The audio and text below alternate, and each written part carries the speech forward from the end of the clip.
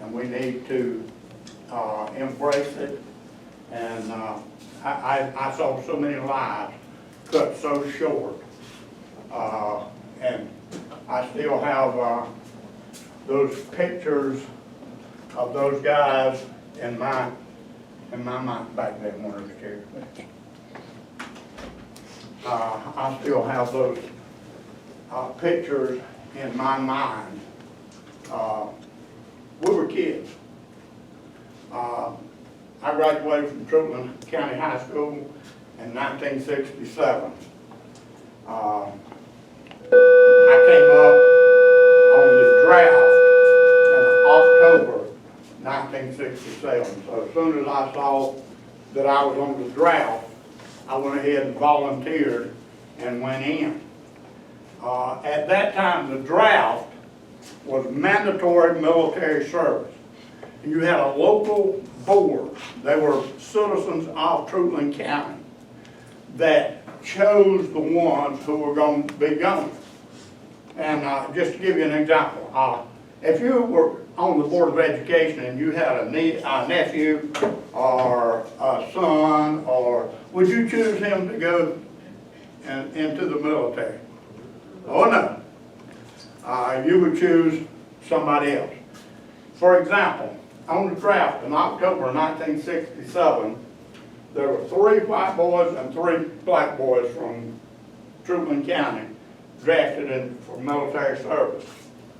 They were the white boys: Mitchell Edge, that was me; Dale Edge, that was my brother; and Herman Edge, that was my first cousin. We were 3 poor boys. The Vietnam War was a war of poor boys. You didn't see any wealthy kids serving in Vietnam. They were all like me, came from a very poor background. So that's just a little bit about that. Now I have a couple of pictures that I'm going to send around. This one is me. We had just, when that picture was made, we had just been in a firefight. Me and a kid named Elwer Toski had got the guy. So they took a picture then. This is a picture of my squad, which was taken in Dock Cove on top of a mountain. I was 19 years old. So I'm going to just pass these around, and you can see that I haven't always been an old man. I was once a young guy. I am proud of my military service. Would I do it again? Yes, I would.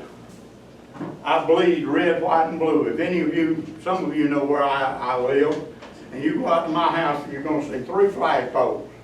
One at the end of my driveway, one on an island in one of my ponds, and on that island I have a memorial to very good friends of mine who were killed in Vietnam.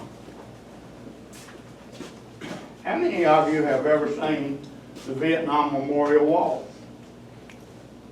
Okay.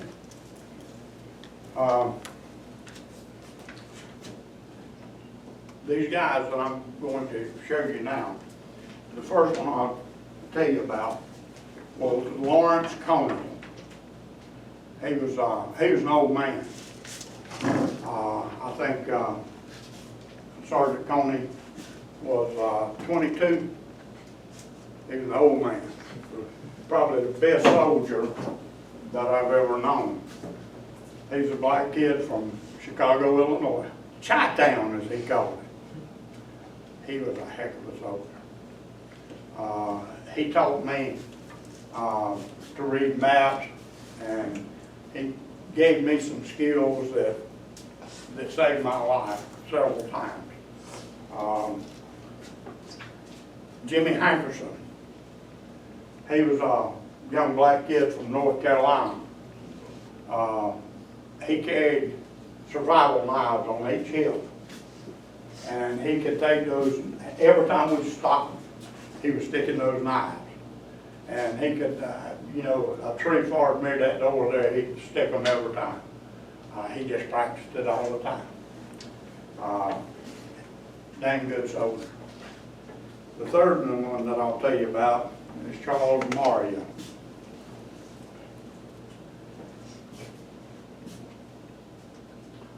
Charles Maria was from Michigan. He's a great big white kid.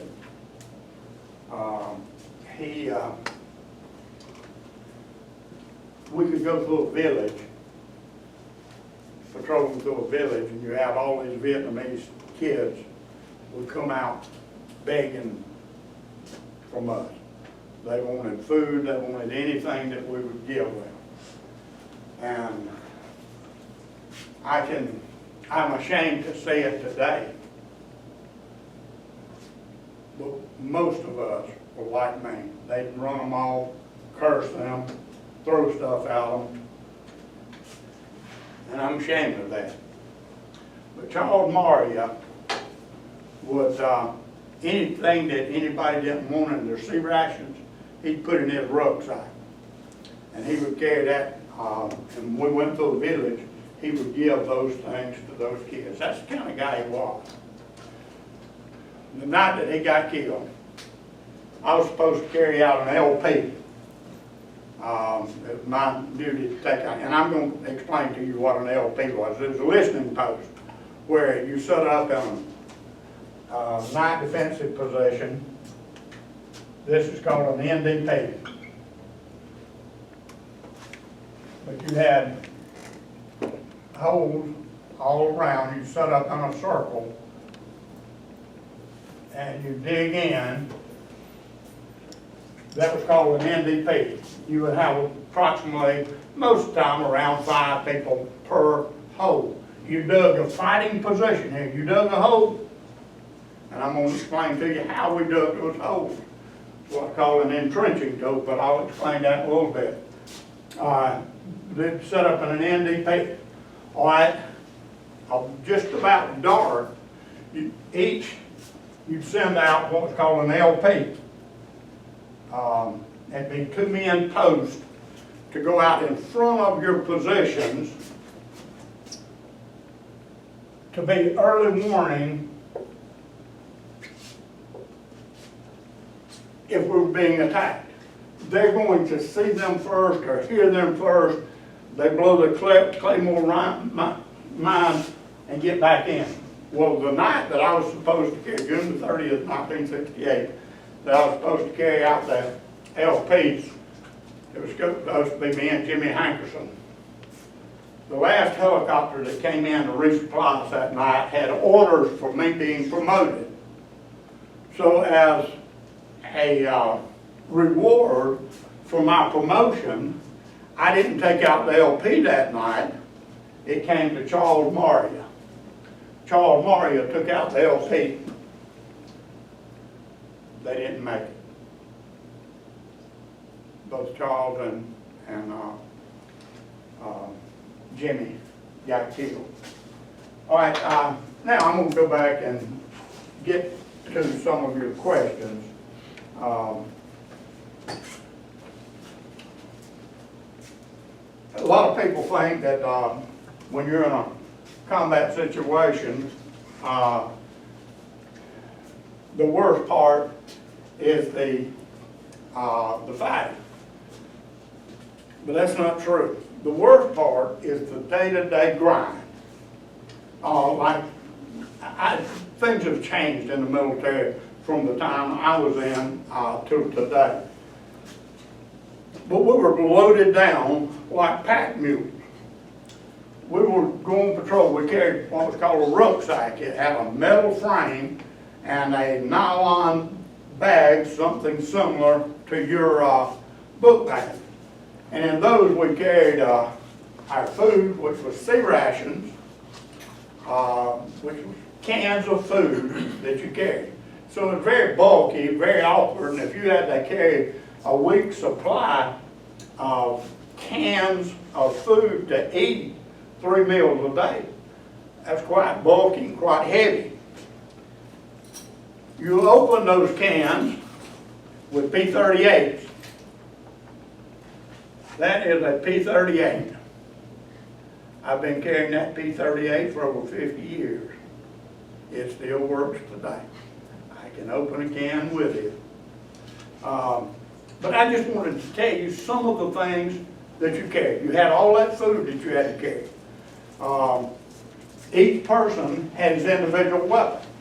For instance, I carried an M16.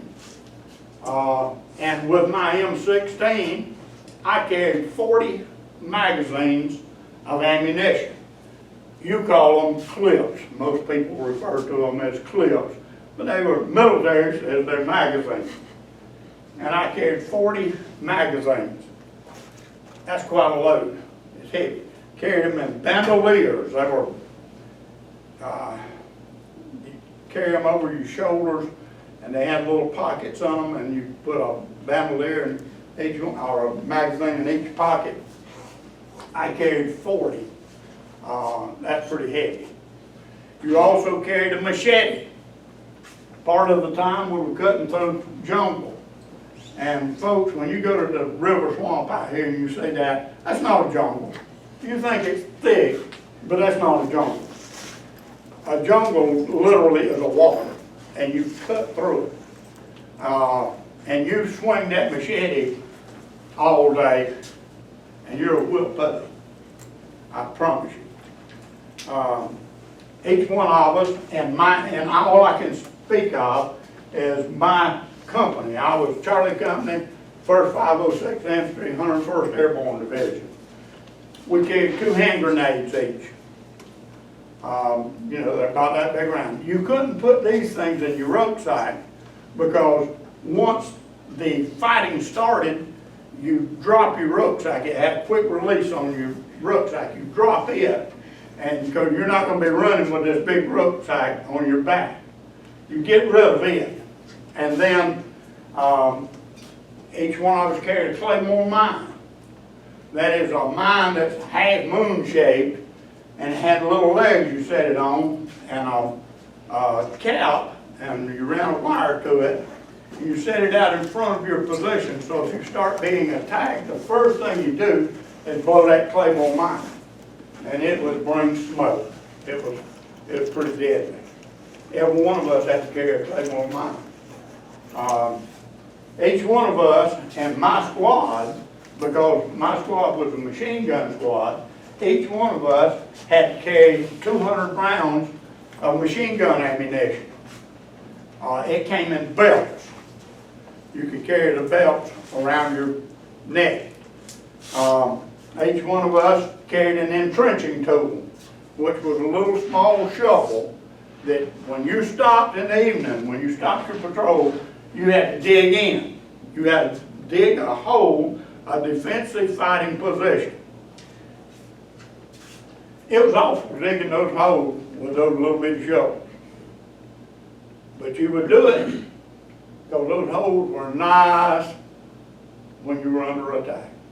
Were you under attack every night? No. But you didn't know when it was coming. So you would dig in. Each one of us carried an M72 Law, which was an anti-tank weapon. It was collapsible. It was made of fiberglass. It was about this long, and you could extend it. And once you extended it, it fired a rocket. You fired it from your shoulder. And each one of us carried an M72 Law. And the thing, you would patrol all day. You know, no telling, we call it clicks for kilometers is what it was.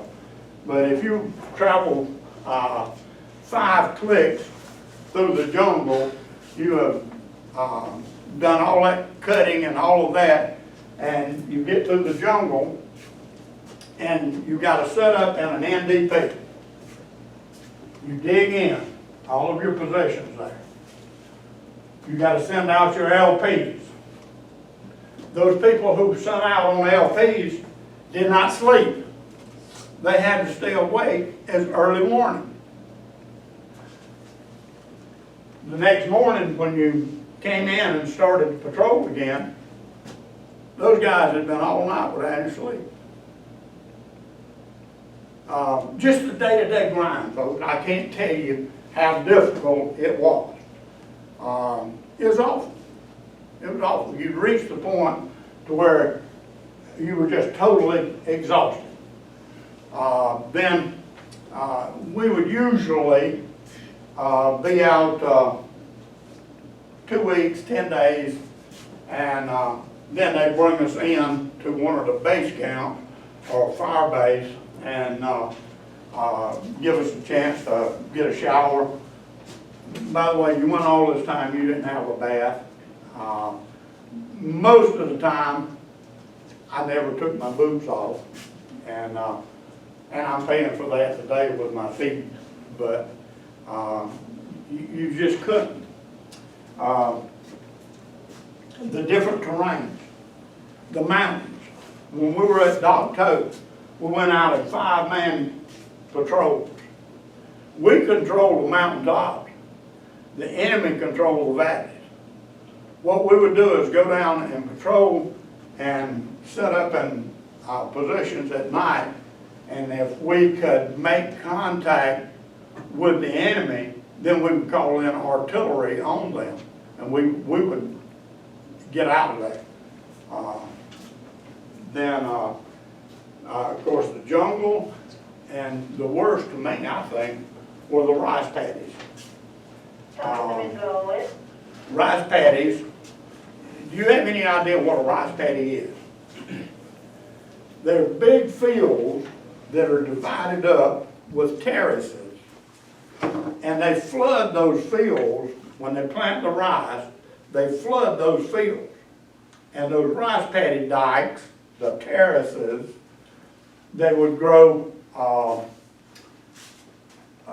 hedgerows on.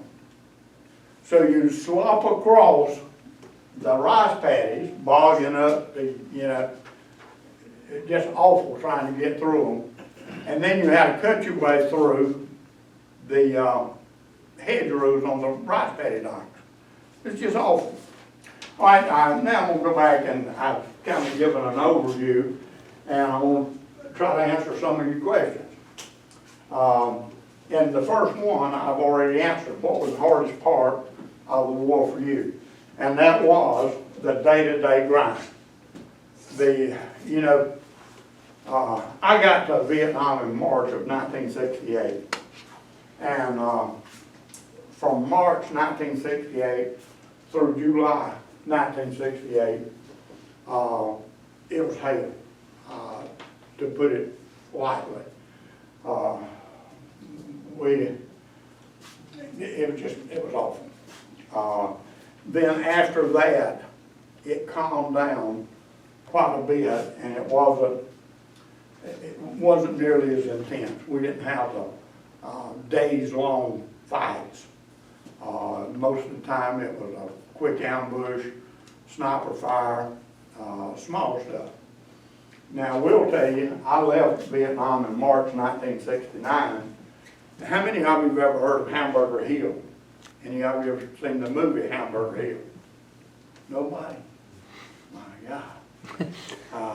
Hamburger Hill was about the 101st Airborne Division, my unit, taking a hill in the Ashaw Valley, and which we lost many, many men.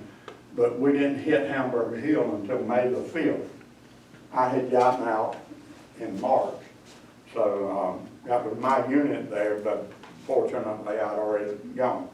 I was 19 years old at the time.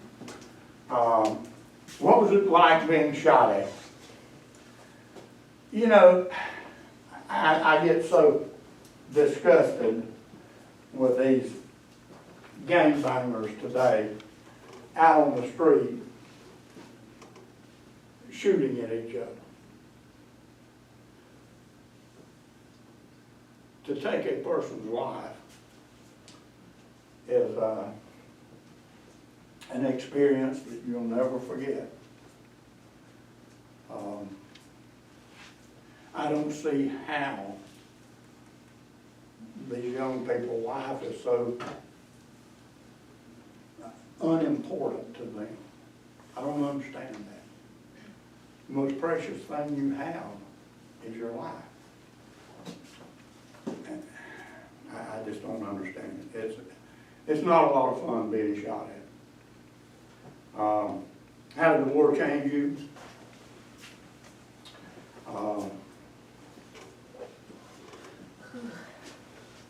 When I came back from Vietnam, I flew into Oakland, California.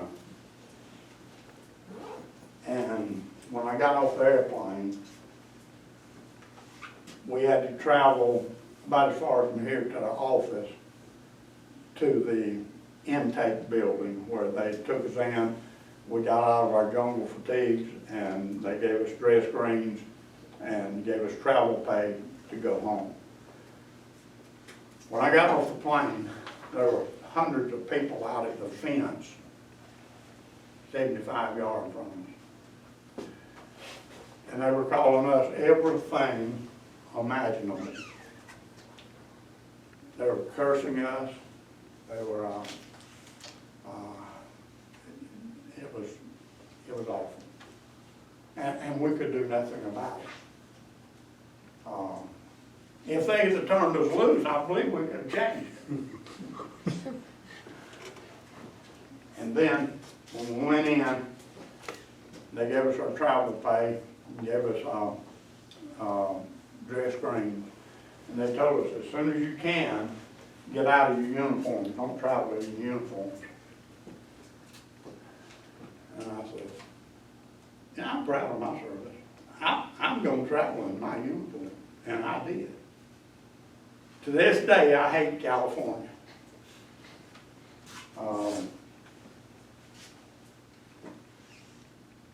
But when I got back to Summerlin, Georgia, it was different, folks.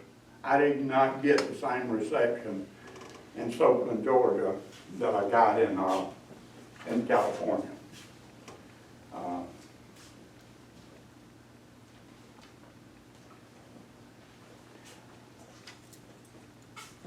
The question, did I kill anyone? There were times that I knew that I had. Other times, you didn't know whether it was you or someone else.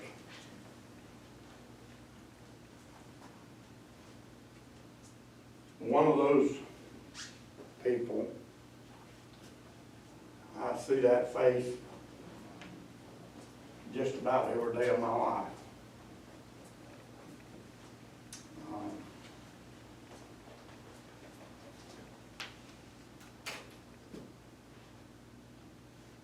And you're in a combat infantry unit, you know, that's what you're there for.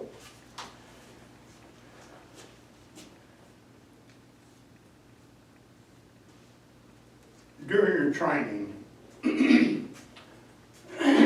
they taught us to hate the Vietnamese people. They taught us that they were less than human.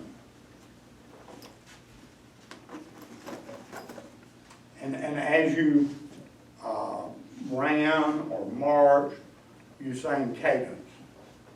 You know, I want to go to Vietnam, I want to kill the Viet Cong. Just all kind of, just brainwashing us into believing that they were less than human. And it's to help you. It's a whole lot harder to kill a fellow human being than it is to kill a dog or a deer. And so the intent was to make us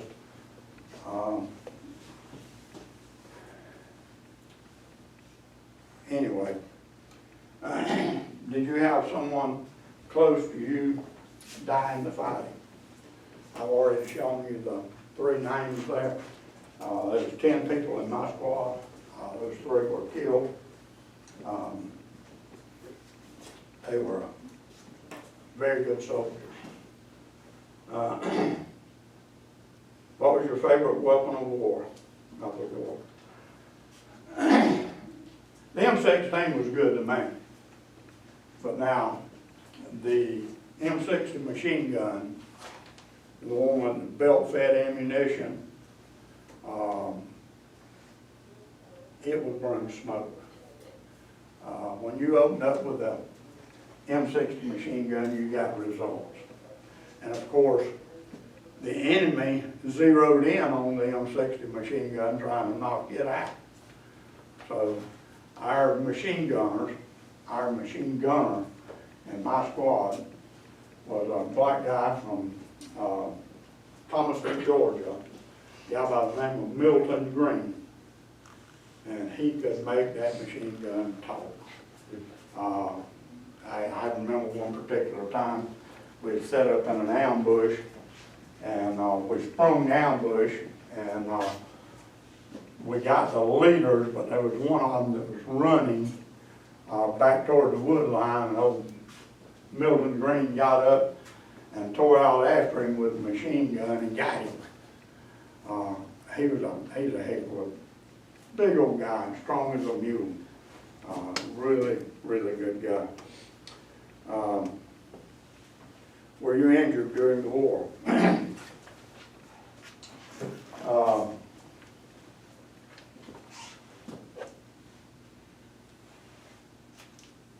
June 30th, 1968, I was we were set up in an NDP. I was asleep. It was me, and inside of me was a guy by the name of Lawson from North Carolina, and then Sullivan, and I don't remember who was next to him. But the first round that came in, the enemy fired mortar in on us. The first round was an 82 millimeter mortar, which was a shell about that big around, high explosive. And it came in and landed side of me. When I woke up, when it rudely awoke me, all I could see was fire. I fire everywhere.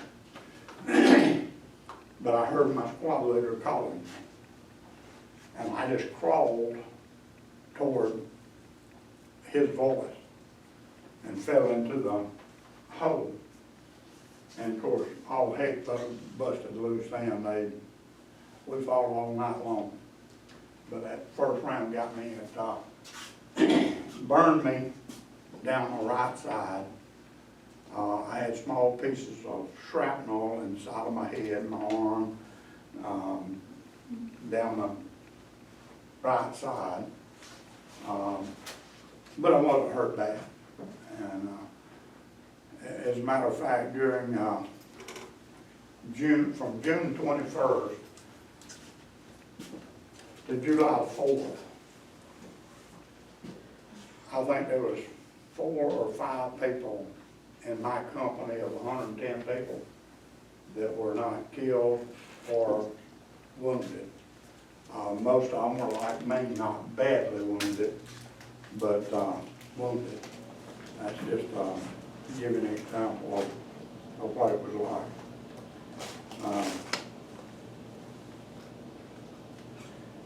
How did you feel when the war started, and did that feeling change when you came home? Well, the war started, you could go back to 1954, when the war, that's when the French were defeated at a place called Dien Bien Phu. We actually became involved at that time, but the fighting really intensified in 67, 68, 69. I still feel today like my service was, I did what needed to be done. I'm proud of my service. I told you that the 3 of us is what made me want to join. I told you about us being drafted. I was on the draft. But since I was already on the draft, in August of 29, 1967, I joined. I went on in ahead of time. my brother, I knew that one of us was going to Vietnam. That was a given. But my brother was married and had a child on the way. And so I went on and I said, I'll go.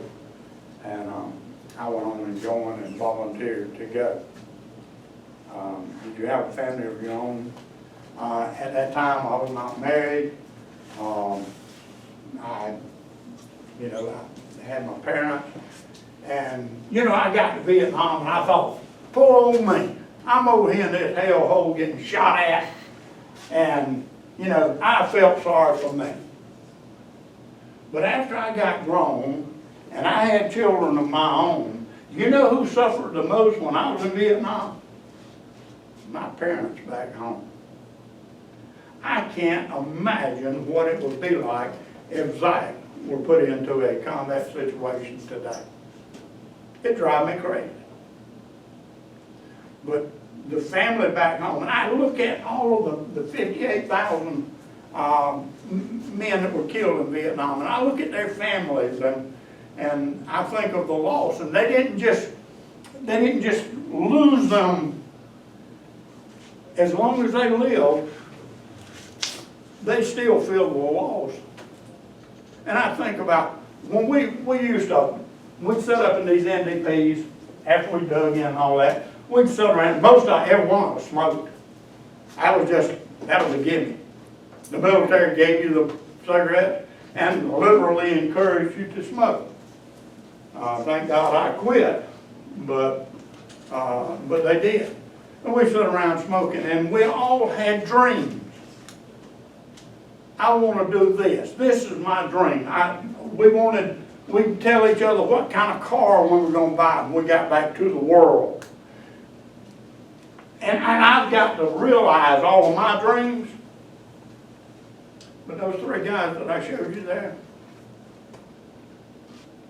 they didn't get to realize their dreams.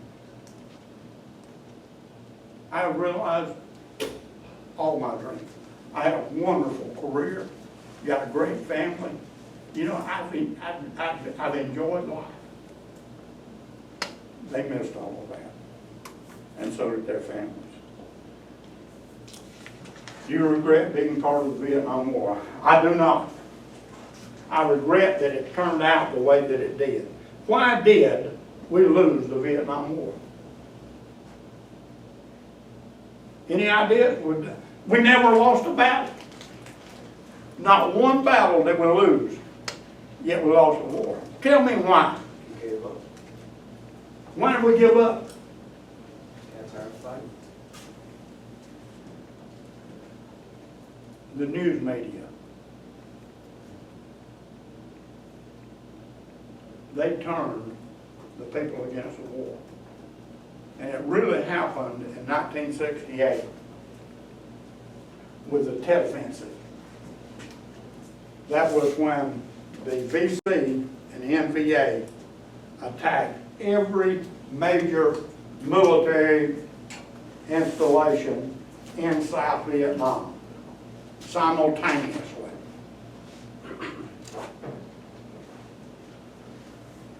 When the offensive was over, their military was decimated. But our media immediately jumped on that, and all of our broadcast media, television, newspapers, everything depicted that as a huge American loss. At that time, they were ready to negotiate a peace until they read the American newspapers.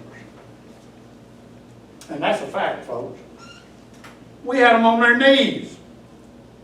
And the American media, do you know how much the American media influences the things that we see today? The things that you're being taught in school, or they're wanting to teach in school. The media tells us we need to learn those things, but what we need to learn in school is reading, writing, arithmetic. That's what you need to be taught in school, folks. how often were you able to talk to your family during the war? I wrote letters, not often, but now I got a lot of letters. I can tell you my family and just friends of the family from Soperton, Georgia. I can remember when we were in Dock Coat and we had been a few days without mail, and when they finally, a helicopter came in with our mail, I had something like 40 letters. So I had a lot of people writing to me. I didn't write a lot of letters. You just can't. I did call home one time. They didn't have phones like they do today, where you can take out your phone and call anywhere in the world.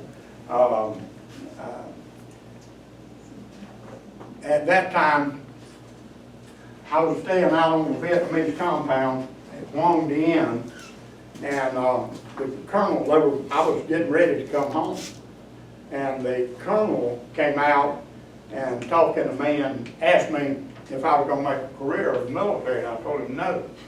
He said, "Where did you go on R&R?"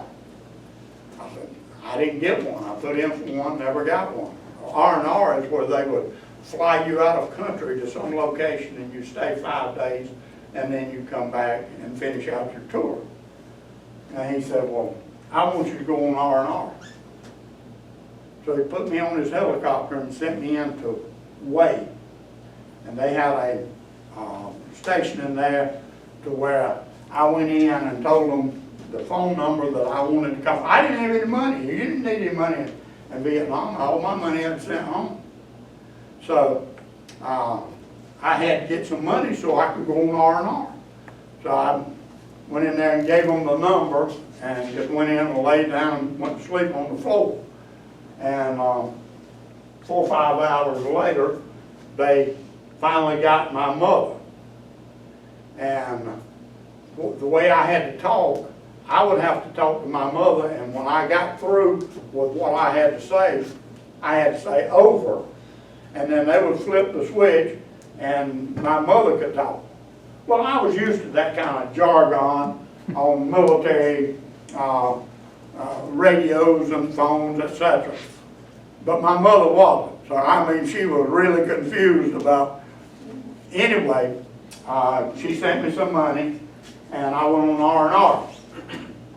I went down to Tan Son Nhut, and I just took a standby flight.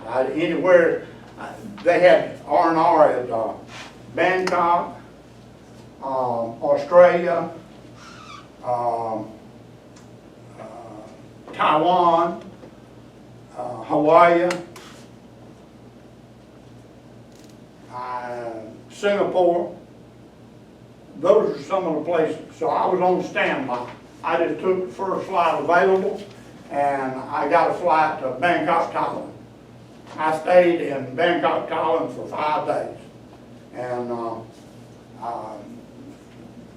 it was a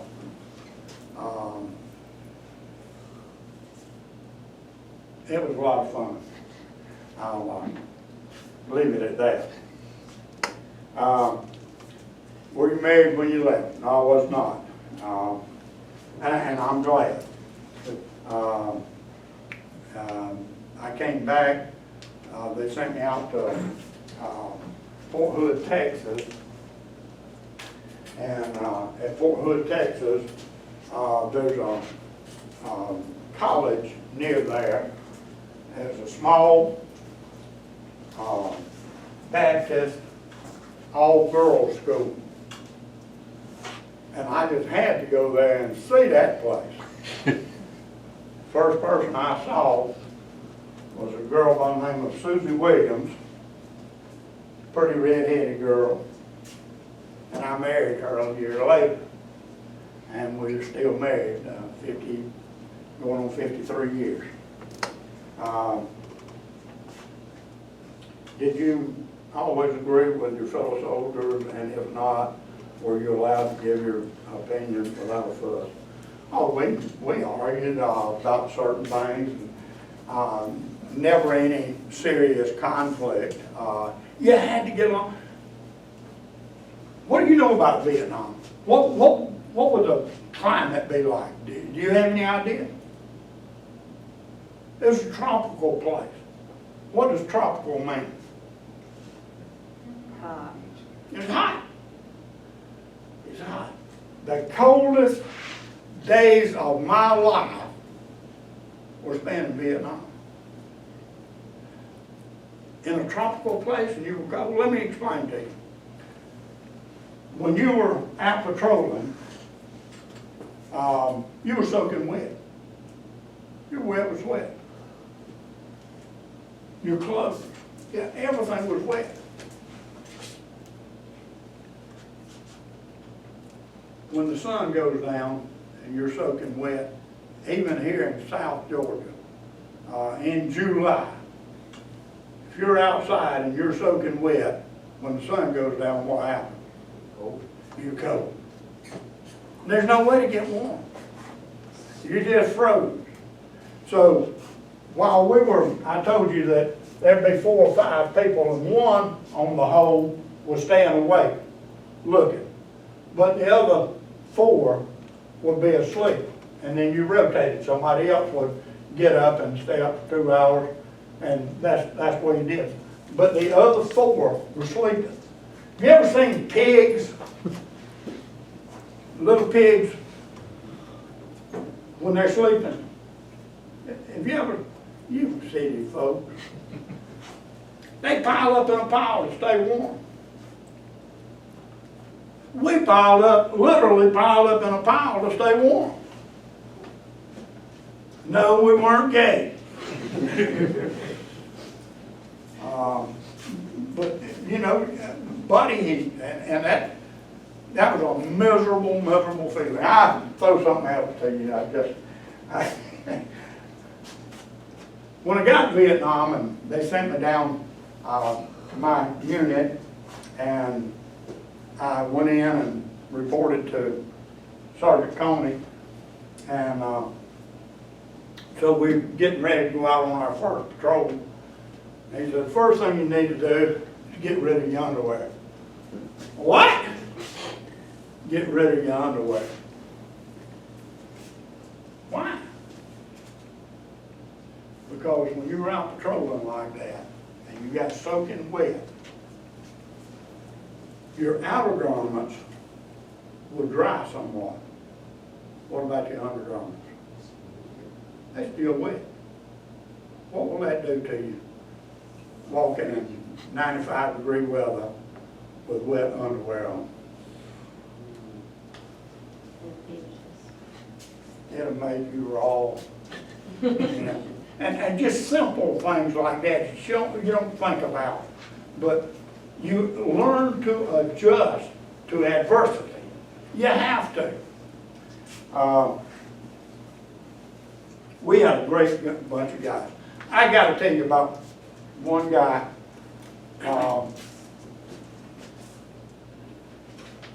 This is a guy by the name of Lesniak. You had all kinds. And it was really strange. Most of my best friends were from the north. It was really strange where, you know, we were friends like that. It was very common for best friends to be from my best friend, Kenneth L. Rotosky, was from Michigan. You know, and it was very common for old Southern boy and a Yankee boy to be best friends. And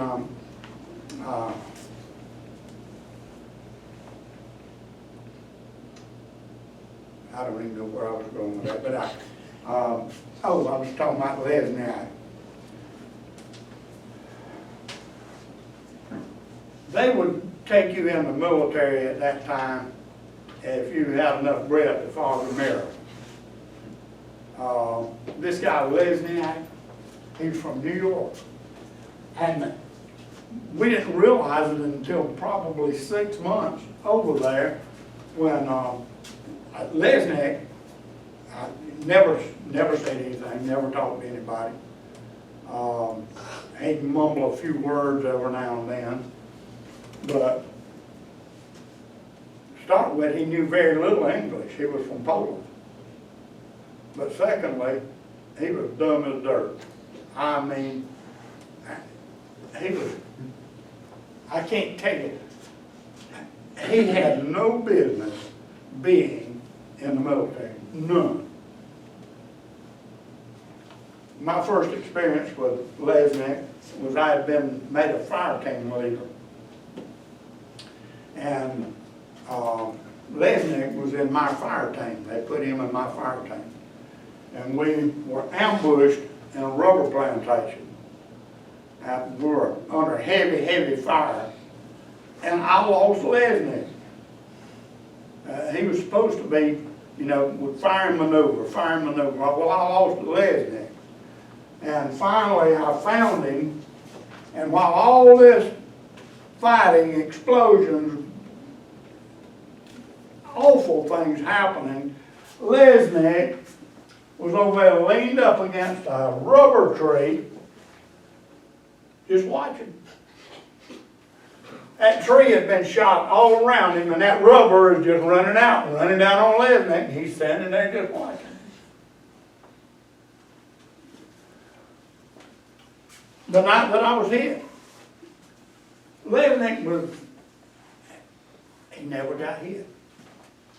The night that I was hit, all hell was busting loose, and people were sticking their guns up above the hole and shooting like that. Lesnick was sitting on the edge of his hole, just watching the flares. And by the way, a firefight at night. How many of you like to go to the 4th of July fireworks? You like to go to 4th of July?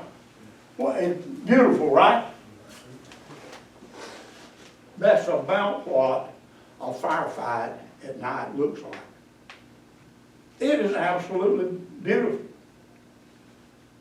You see these our planes with our helicopters in the air firing tracers, and you can see the fire. You see the guns, the bullets, and all the explosions, just like our 4th of July fireworks. It's absolutely beautiful.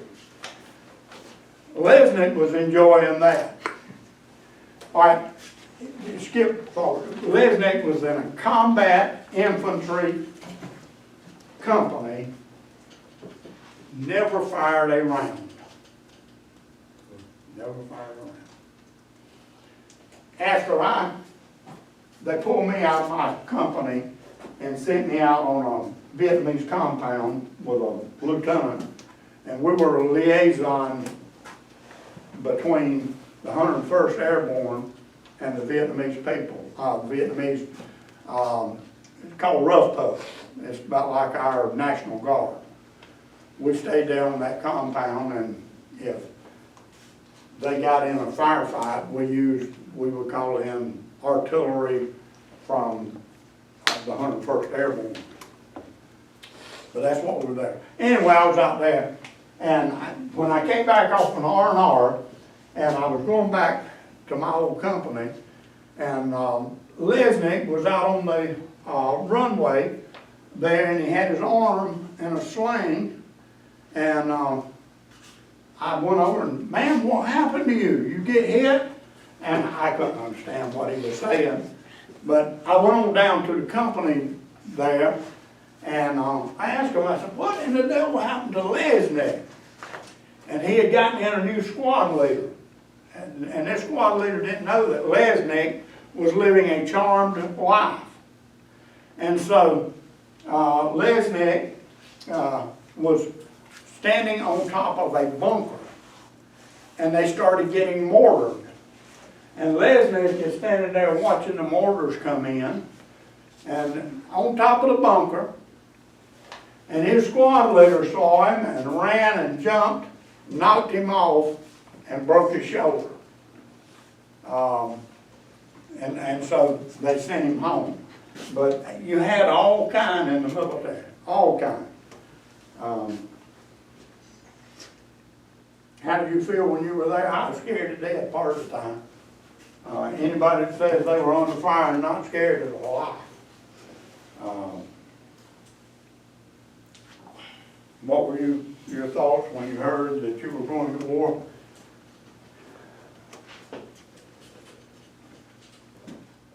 I had heard a little about Vietnam, but I could not take a map and show you. In my history classes, my teachers would sit there and read a book to us. They didn't tell us anything about what was going on with our nation. So I knew very little about the Vietnam War. Couldn't show it to you on that.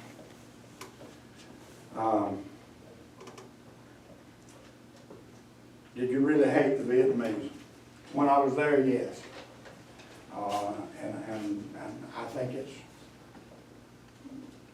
it's almost, it'd be very, very difficult to take a person's life that you didn't really. What was America like during this time? America was so divided, and so we had race riots. We had riots from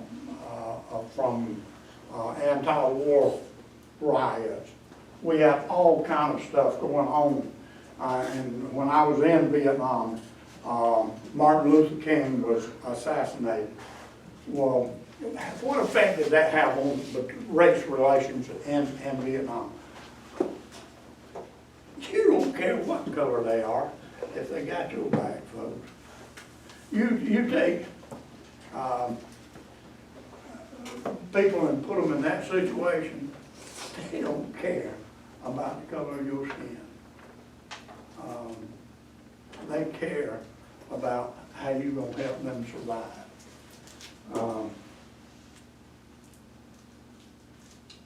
America was really, really divided.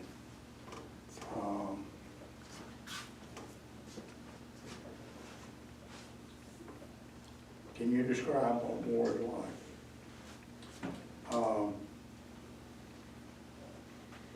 The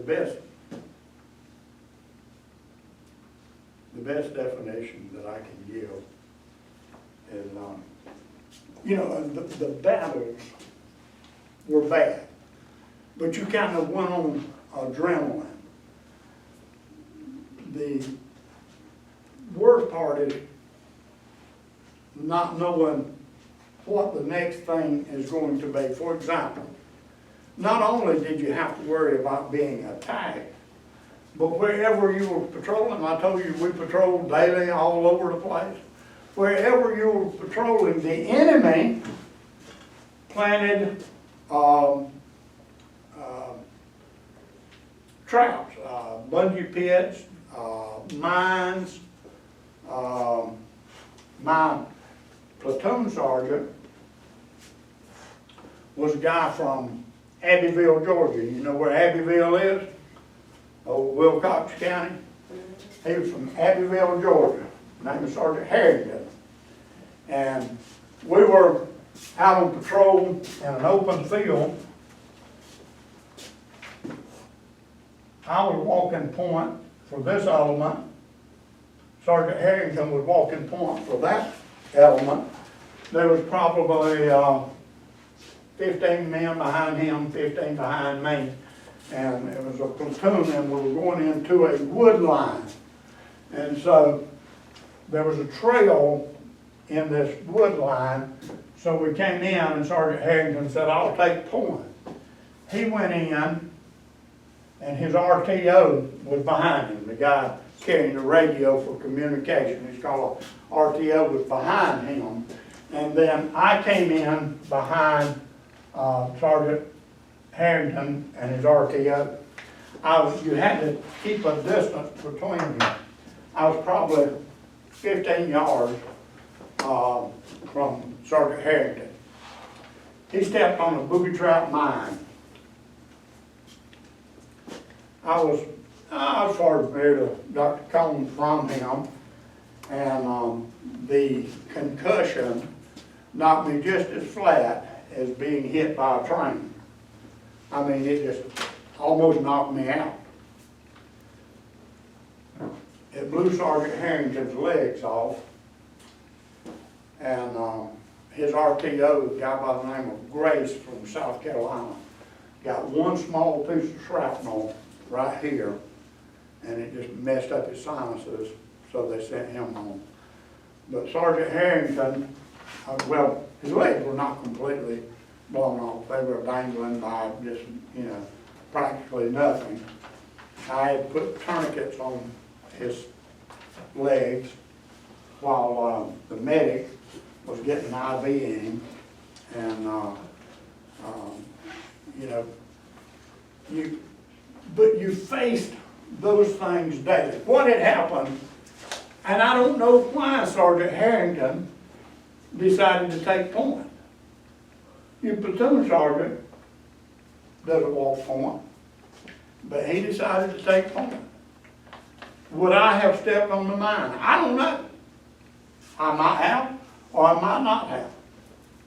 I might have missed it. It might have been the third or fourth person down the line to get it. But, so you have to worry about mines. We were patrolling one day, and the company commander kept rushing us. You got to hurry up, you got to hurry up. And my squad leader, Sergeant Coney, told him, don't push us, don't push us.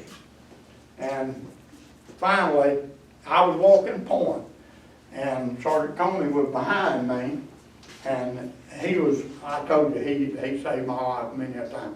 But he was telling me the whole time what to be looking for it. And then by that time, right there in the middle of the trail was 3 little prongs sticking up out of the dirt, barely visible. And if it hadn't been for Sergeant Coney, I never would have seen that.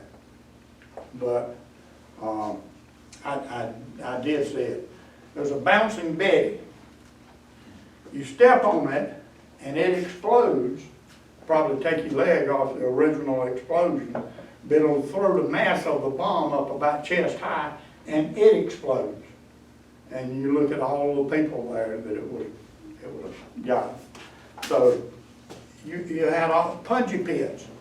You ever heard of a punji pit?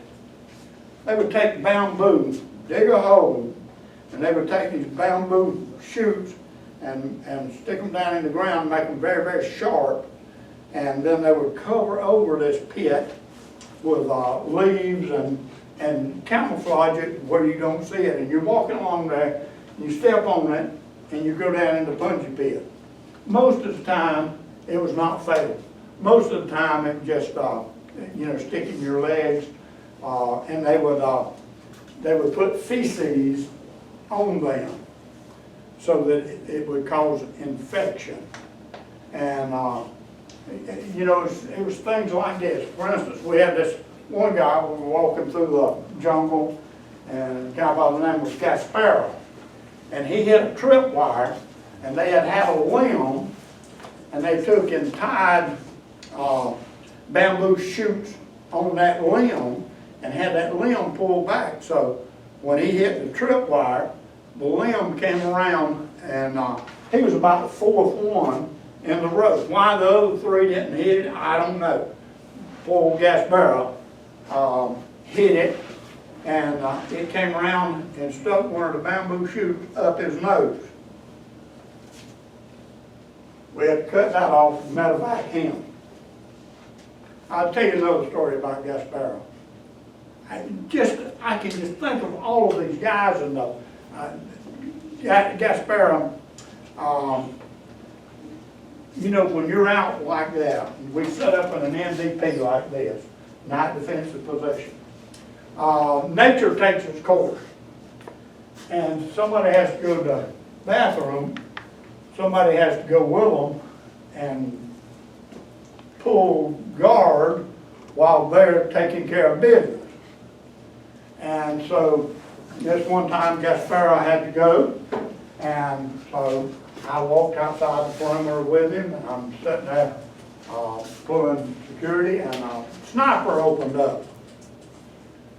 and Gasparo had done his job, and when that sniper opened fire, Gasparo sat down. He was gonna miss. Gasparo stood all of this as long as he could take it. He couldn't take it anymore. So he re-enlisted to become a photographer and get out of the infantry. His first assignment, guess what they did? They sent him back to my company to take pictures. We were hit that night, and everybody goes piling in the hole trying to get out. Somebody went in on top of Gasparo and broke his leg. So he finally got out of the field. But I can tell you stories about all kind of people. I was in Vietnam for a year. Were there many black people in the war? Yes, there were. They were just like me. If you were a poor black guy, guess what? You were going. If you were a poor white guy, guess what? You were going.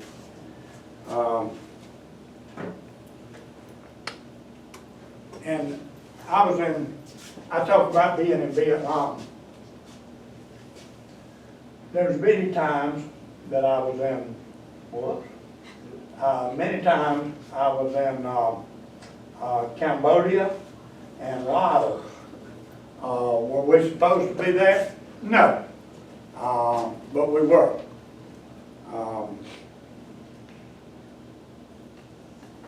Did most of the people injured die? Most of the time, if somebody was hit, we could have them on a helicopter and have them into a medical facility within just a very short period of time.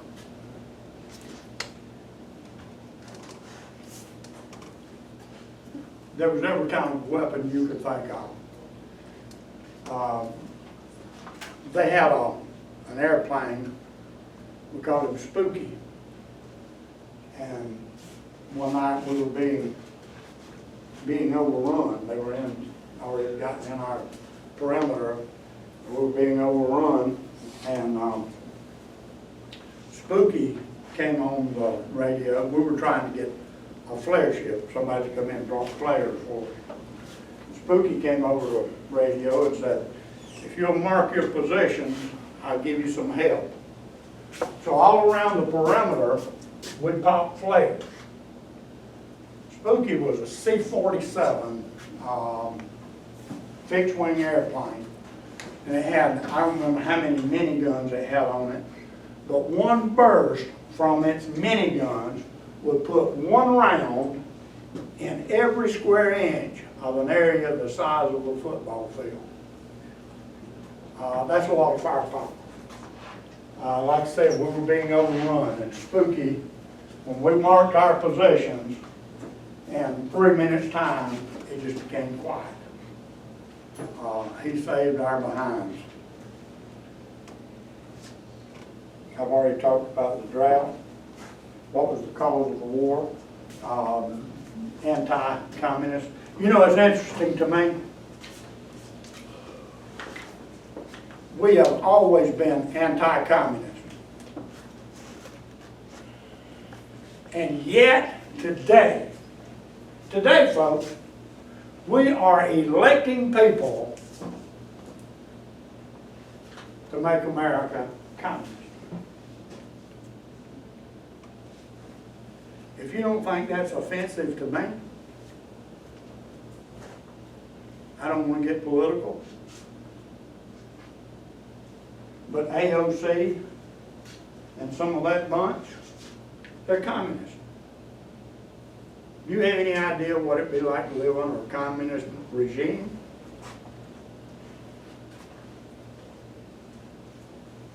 Where did you train? I did my training, all of my training was in Georgia. I was at Fort Benning and Fort Gordon, back to Fort Benning, and 6 months from the time I went in the Army, I was in Vietnam. But all my training was in Georgia. And so I was homesick, But I knew that Sumterland, Georgia was not that far from Columbus, not that far from Augusta, and I knew that I could slip out of there and I could go home.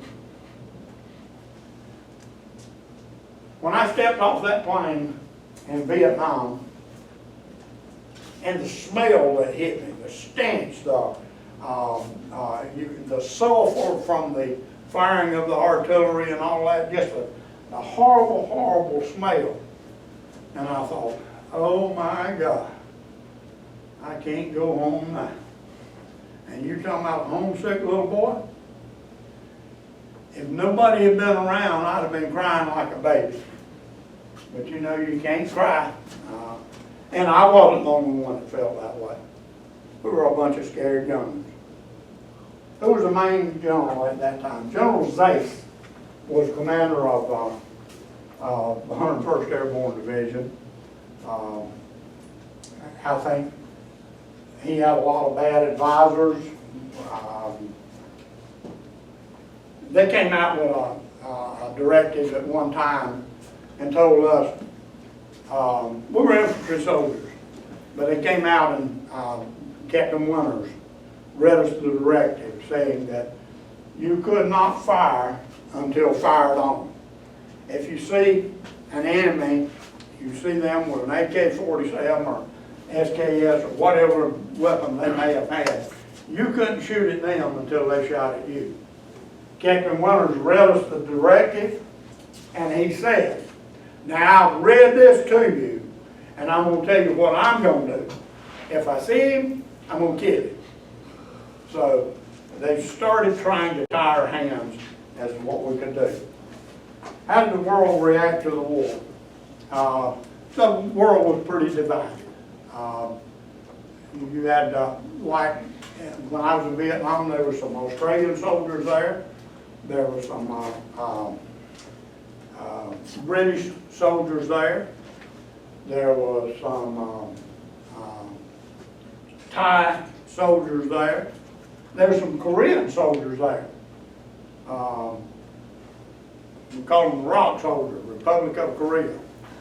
And they meant business. They were not restricted by rules of war like the rest of us were.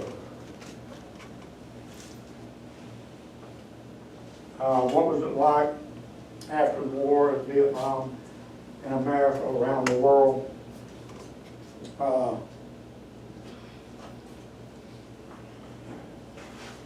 It was, we enjoyed a little time of peace and prosperity, but there was still the Cold War. The communists and the Soviet Union against the Western forces, and you know, it's the Cold War. It's war could break out at any time. Were a lot of people drafted during the war? Oh yes, a bunch of them. After they went from the local board of education draft, then they started what was called a draft lottery, and your birth date would tell you where you were on the draft. For instance, if you were born, I was born in December, December 11th. So they may have my draft may have been 300, or it may have been number 1. So it's according to your date of birth or your birth date as to whether you were drafted or not. If you had a draft number of 300, you were fortunate. You weren't going to go. But they had the lottery every year, so you might have missed it this year, but next year you might get it.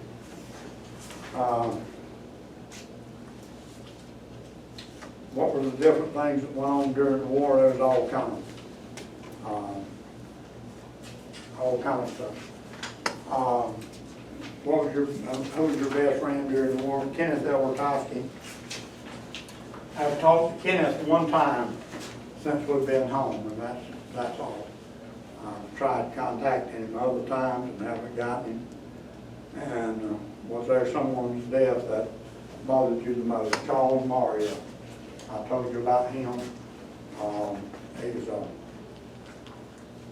great guy. I wish that I had been more like Charles, and I wasn't. Did you receive any medals during the war? I received the Archon, Bronze Star, Purple Heart, CIB. One I'm most proud of is the CIB. I wear it on my hat. CIB is Combat Infantry Badge. The only way you get that is you have to be in the infantry, which I was, and you have to have been in combat. So that's my, and then the Purple Heart next. Purple Heart is when you're wounded. How is Vietnam different from World War II? I know that most of you have heard about World War II and you've seen the invasion in Normandy and the horrors of the Battle of the Bulge and all of those things, but did you know, and I didn't know this until a few years ago, average World War II infantry soldier spent less than 30 days a year in combat. They would have one big battle, there was a lull, they were replaced, they were sent back to regroup, and another group would come in. Average combat soldier, infantry soldier in Vietnam spent over 200 days per year in combat. I was shocked at that when I heard the statistics, but and the thing about Vietnam, there was no front lines. You know, in World War II, you take territory, you drive the enemy out. You created lines and everything behind this. We had no front lines. The front lines were everywhere. You couldn't identify the enemy. The VC could be men, women, old men, young men. One quick story before I know. I told you about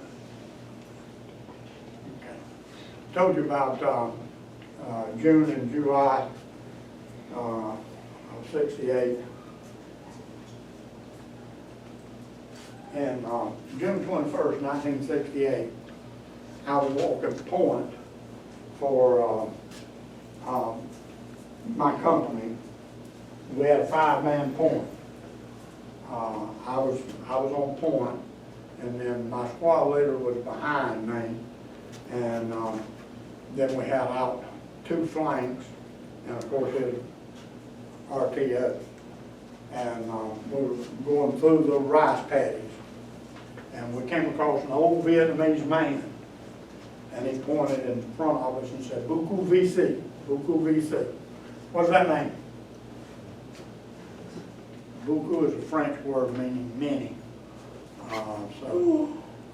He told us there were many, and so we were patrolling on, and Sergeant Coney, I got to a hedgerow there on the rice paddy dyke, and I took my machete and I cut a hole through that hedgerow.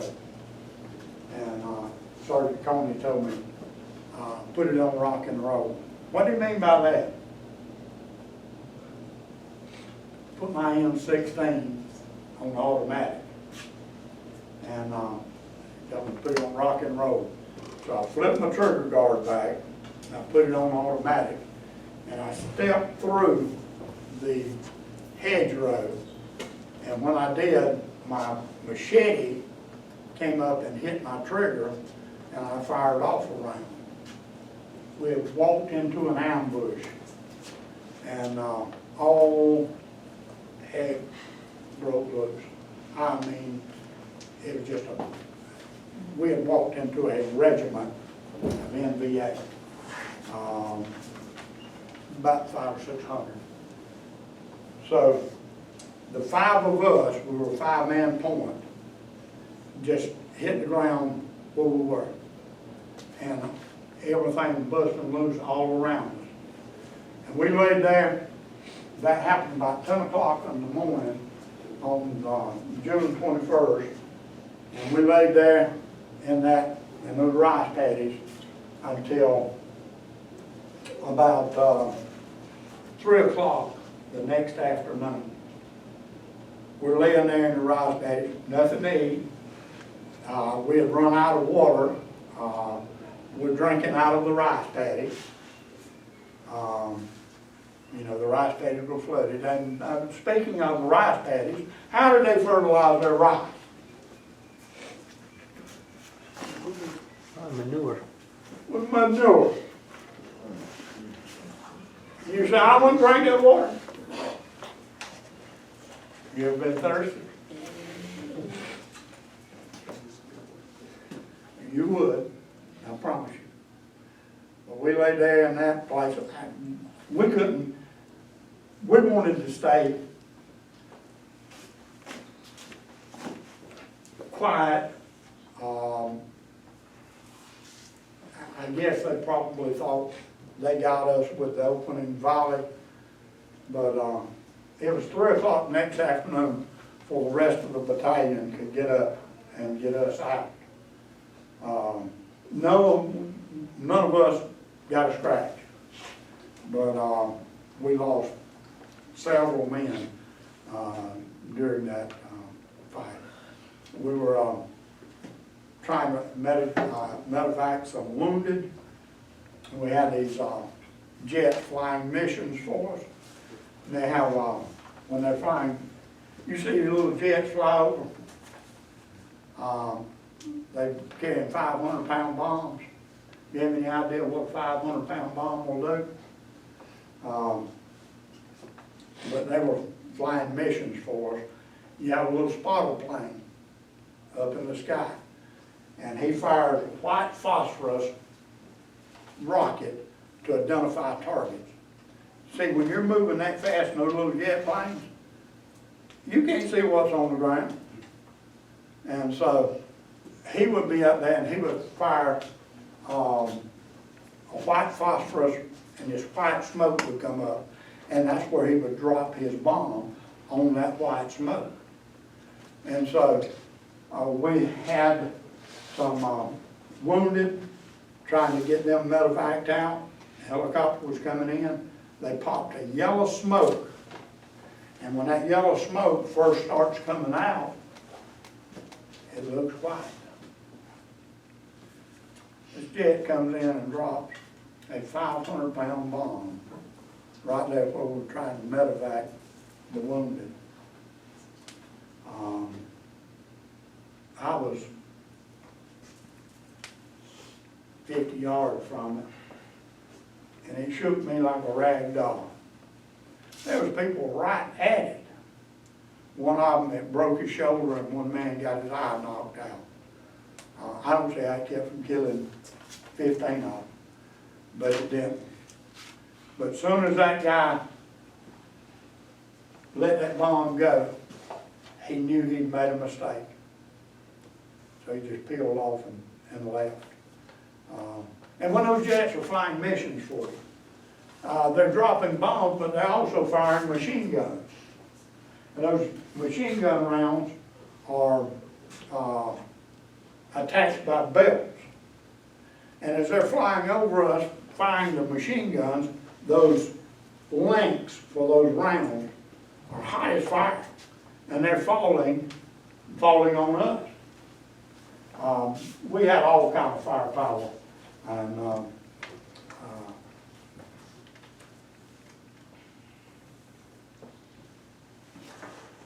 what was your job? I was an infantry soldier. How many battles were you in? I cannot tell you. I don't have a clue.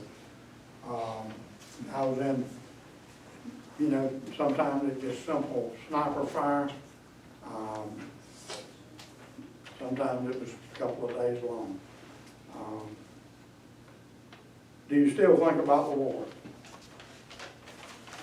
Every day of my life.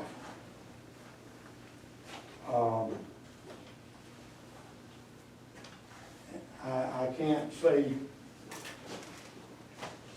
if there's loud noise, you know, just from reflex. I know when I was in the classroom, the kids would get tickled at me because if a door slammed, you know, I'm getting down.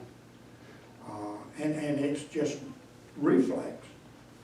The quicker you get down, the quicker you cover yourself, the better your chances. So it's just reflex that you hit the ground. Something that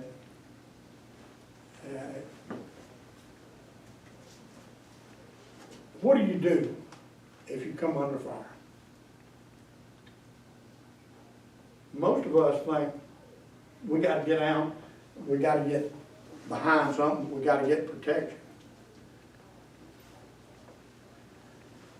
You got to go to where you're getting the fire from.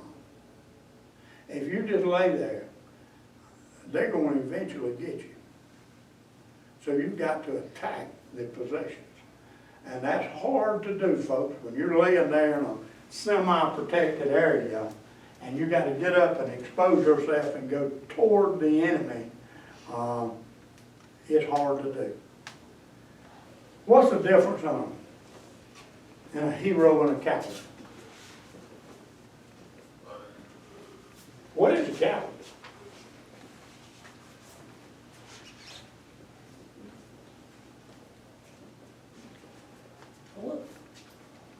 What's a coward? Supposedly somebody's scared to fight. Oh, a coward. Yeah. Yes. Oh, What is the difference in a hero and a coward? I would say that the biggest difference is being able to overcome your fear. Can you do that? Under those circumstances, can you do that? I don't know. I don't know. It was a challenge every day. Every time you went into combat, it was, can you overcome your fear? Because you're afraid. Don't think you won't be. You're afraid. But you've got to overcome your fear. And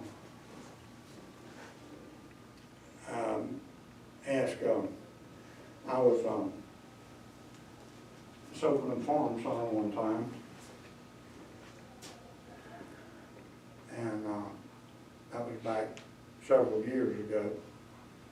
And I walked in the store, and this guy who had supposedly served in Vietnam, I'm not sure.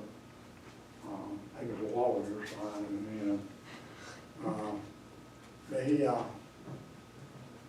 when I walked in, he said, Mitchell, I was looking for you. He said, a bunch of us are getting together, a group, and we're going to take a tour of Vietnam. You want to go? It was ugly, folks, but my first response was, hell no.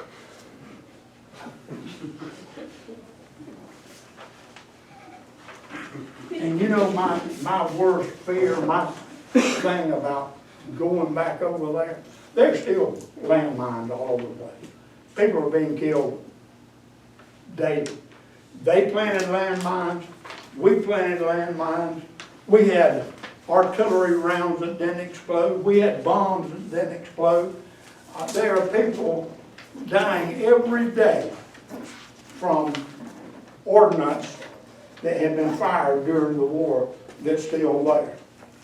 So my biggest fear is I go back over there and I go down to Cu Chi and step on a mine and blow my legs off.